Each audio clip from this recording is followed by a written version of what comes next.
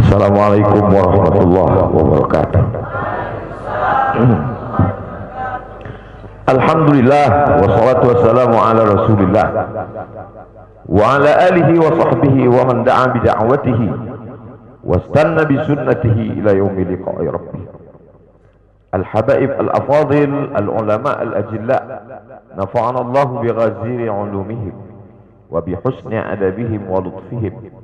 Ja'alana Allah wa iyyahum ma'al habibil mustafa fi jannatihi al-ula. Orang yang menyambut beliau, kalau dia masih ada ikatan dinas, maka beberapa hari ini kita lihat orang itu dihukum dari jabatannya. Orang yang mengupdate status kalau menulis nama beliau, maka Instagramnya akan diblokir. Hanya menulis namanya saja, maka Facebooknya akan ditutup. Orang menjadi takut untuk menjenguk beliau, kecuali orang-orang yang takutnya sudah dihabiskan hanya untuk Allah Subhanahu wa ta'ala. Apa dosanya? Apa salahnya? Berapa triliun negeri ini pernah dirugikannya? Berapa sumber daya alam, minyak, batu bara, nikel, uranium yang pernah dijualnya ke luar negeri? Berapa BUMN perusahaan yang pernah dijualnya aset-aset negara? Ada yang pernah dia jual? Dia hanya mengajak anak muda yang selama ini pencandu narkoba menjadi bertaubat kepada Allah. Dia hanya membangkitkan semangat anak muda yang selama ini berzina menjadi orang-orang yang takut kepada Allah. Dia hanya mengajak mereka yang memakai baju hitam, pakaian hitam, berubah menjadi pakaian putih. Mereka berusaha untuk memutihkan catatan amal baik mereka di hadapan Allah. Dia hanya menyadarkan umatnya supaya sadar bahwa politik itu penting. Angkatlah pemimpin yang adil dan amanah. Dia hanya sedang mengajak umatnya supaya jangan memilih pemimpin kafir. Salahkah perbuatannya? Tidak. Dia tinggal negara demokrasi. Dalam dunia demokrasi, siapapun berhak untuk mengajak menyuarakan kebenaran. Dia tidak melawan sultan, dia tidak melawan ulil amri, dia tidak melawan siapapun. Dia hanya melawan ketidakadilan. Hari ini saya berangkat setelah sholat subuh menuju airport, naik pesawat. Setelah naik pesawat, naik mobil. Setelah naik mobil, jalan macet, saya mesti turun naik sepeda motor.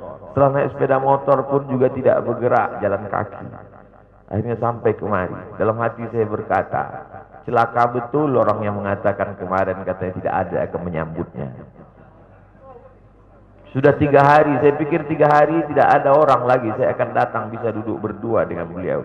Saya tidak datang mau ceramah, saya tidak datang mau tausiah, saya tidak mau datang mau tablik akbar. Ternyata yang menyambutnya seramai ini, sebanyak ini, orang berjalan kaki, anak-anak muda berjalan kaki, orang tua, ibu-ibu duduk di pinggir jalan. Apa yang membuat mereka datang kemari? Satu, cinta. Lahu baru ni'aliha ahabbu ilayya wa asfadi balwaha, kata Qais. Debu yang menempel di sandal Laila lebih dapat menghilangkan rasa sakit dan duka. Hanya cinta kepada Laila, apalagi cinta kepada zuriat Nabi Muhammad sallallahu alaihi wasallam. Andai engkau orang alim, andai engkau hafal kitab, andai engkau mengerti kitab kuning, banyak ilmumu, tapi ada kebencianmu kepada ahli bait Rasulullah sallallahu alaihi wasallam, hilang keberkahan ilmu. Andai engkau punya derajat seperti seorang wali, andai engkau diangkat Allah sebagai wali, maka jatuh derajat kewalianmu hanya karena kebencianmu kepada ahli bait. Apa kata Kiai Haji Maimun Zubair? Ahli bait itu seperti Quran yang lapuk. Andai ada ahli bait itu yang nakal, yang jahat sekalipun, dia tetaplah seperti Quran yang lapuk. Quran yang buruk, andai titiknya sudah tidak ada lagi, tak akan mungkin kau akan buang. Kau tetap juga akan jaga dia, kau akan cium dia. Kenapa? La yamassuhu illal mutahharun. Allah yang mensucikan. Seorang sahabat Nabi disuruh membuang air bekas daripada bekam Rasulullah SAW. Buanglah ini, kata Rasulullah. Lalu kemudian beliau pergi ke belakang. Setelah itu dia datang lagi menghadap Rasulullah sallallahu alaihi wasallam. Rasul tahu apa yang dia lakukan karena Nabi dapat wahyu. Nabi terbuka hijab. Tapi Nabi ingin bertanya kepada dia. Bukan Nabi tidak tahu. Nabi tahu, diberikan Allah pemberitahuan. Nabi ingin memberitahu siapa yang tidak tahu. Kemana darah bekam tadi kau buat, kata Nabi. Ku minum ya Rasulullah. Mengapa engkau minum? Karena aku tahu bahwa darah yang mengalir dalam diriku membuat aku haram tersentuh api neraka. Mengalir darah itu dari dia kepada Sayyidatuna Fatimah, dari Fatimah kepada Sayyidina Al-Hasan, dari Sayyidina Al-Hasan ada juga kepada Sayyidina Al-Husain, dari Sayyidina Al-Husain kepada Sayyidina Ali Zainal Abidin, dari Zainal Abidin kepada Sayyidina Muhammad Al-Baqir, dari Sayyidina Muhammad Al-Baqir mengalir darah itu kepada Sayyidina Ja'far Sadiq, dari Ja'far Sadiq mengalir kepada Sayyidina Ali Al-Uraidi, dari Ali Al-Uraidi mengalir darah itu kepada Sayyidina Muhammad An-Naqib, dari Muhammad An-Naqib mengalir darah itu kepada Sayyidina Isa sampai kepada Sayyidina Ahmad bin Isa Al-Muhajir. Lalu kemudian darah itu mengalir kepada Imam As-Saggaf, Al-Idrus, Al-Haddad, Al-Attas, dan salah satunya adalah bin Syihab, dan salah satu dari zuriat bin Syihab itu adalah Sayyidi Al-Imam Al-Akbar Al-Habib Muhammad Rizik Syihab. Kalau mau hidup tenang, beliau sudah tenang dengan anak menantunya, dengan cucunya, dengan ilmunya. Beliau meraih gelar LC dari Universitas Imam Muhammad Ibn Saud. Dia cukup dengan majlis-majlis maulidnya cukup. Mengapa dia bersusah payah? Mengapa dia mesti kena fitnah? Dia hanya mengikut darah Sayyidina Al-Husain. Kalau mengikut Sayyidina Al-Hasan lembut, mengikut Sayyidina Al-Hasan lembut sentuhannya. Maka para ahli bait ini mengikut dua aliran, Sayyidina Al-Hasan dan Sayyidina Al-Husain. Kedua-duanya saya cintai. Habaib yang mengikut Sayyidina Al-Hasan, saya datang, saya cium tangan mereka, saya bersilaturahim, lembut gaya mereka. Tapi mereka semua mengajak untuk mencintai Sayyidina wa Maulana Muhammad sallallahu alaihi wasallam. Tapi ada yang seperti Sayyidina Al-Husain, menggelegar suaranya, dia hunuskan pedangnya untuk musuh-musuh Allah. Keduanya adalah sama-sama diridhai Allah. Innal Hasan wal Husain sayyida syababi ahli jannah. Yang mencintai Sayyidina Al-Hasan, mencintai Sayyidina Al-Husain, yang mencintai zuriat mereka, keturunan mereka, maka dengan cinta itu bekal kita menghadap Rasulullah sallallahu alaihi wasallam. Andai aku dihadapkan nanti menghadap Allah, tahajudku tak sebanyak Imam Ahmad bin Hanbal, 300 raka'ah fil yaumi wal lailah, 300 rakaat sehari semalam. Andai aku dihadapkan kepada Rasulullah sallallahu alaihi wasallam, maka jihadku tidak sebanyak Sayyidina Khalid ibn Walid. Setiap jengkal kulitnya, setiap tetes darahnya tak lepas daripada tebasan tombak, anak panah dan pedang. Andai aku dihadapkan kepada Sayyidina Maulana Muhammad sallallahu alaihi wasallam, amalku tak sebanyak Abdurrahman ibn Auf. Lalu apa bekalmu, hai Abdul Somad? Adakah ceramah-ceramahmu itu bisa kau jadikan bekal menghadap Allah? Tidak. Sebagiannya sudah diambil oleh tatapan mataku melihat berapa subscriber, follower dan viewer. Abdul Somad mungkin habis amalnya sudah ria.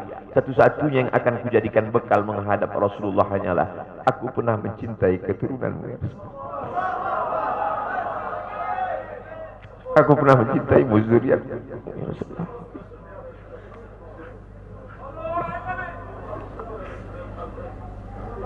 Wahai para pelaku pembuat dosa, wahai para pezina, wahai para peminum khamar yang belum bertaubat, kalau kalian belum sanggup untuk berbuat baik, kalau kalian belum mampu untuk beramal saleh, paling tidak jangan kalian sakiti zuriat Rasulullah.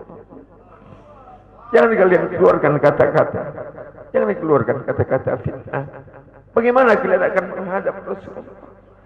Bagaimana kalian akan menghadap Rasulullah?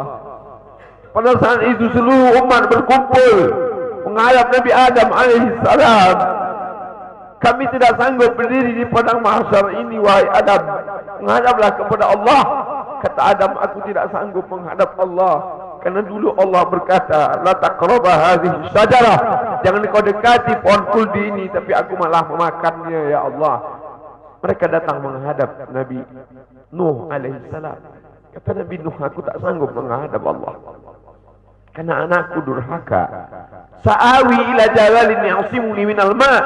Aku akan naik ke atas bahtera perahu yang bisa menyelamatkan aku dari air. Aku tak sanggup menghadap Allah, kata Nabi Nuh alaihissalam.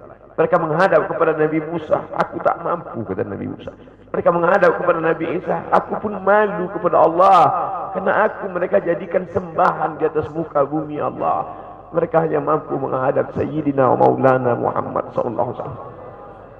Wahai para peminum khamar, wahai para pezina, wahai para pelaku dosa, kalau kalian belum mampu beramal soleh, belum mampu bertobat, paling tidak jangan kalian zina zuriat Rasulullah SAW.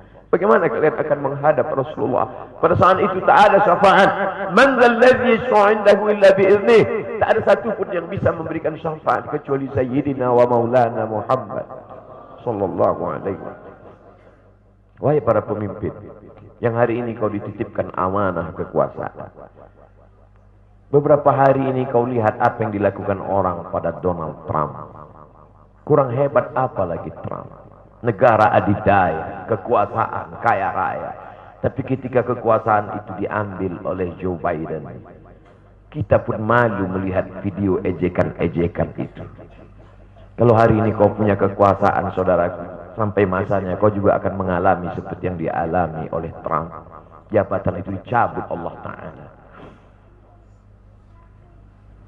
Saya masih melihat video bagaimana Bapak Susilo Bambang Yudhoyono sampai ke Pekanbaru beberapa tahun yang lalu. Di depan balihonya disobek. Beliau jenderal, ganteng, punya partai. Tapi setelah kekuasaan itu tak ada di tangannya, difitnah, dibuli, balihonya disobek. Bagaimana agaknya ketika tiga hal itu tak ada pada diri kita. Tidak jenderal, tidak ganteng, dan tak pula punya partai. Fa'tabiru ya ulil absar. Menangkap ikan di Bukit Selasih. Demikian, terima kasih. Assalamualaikum warahmatullahi wabarakatuh.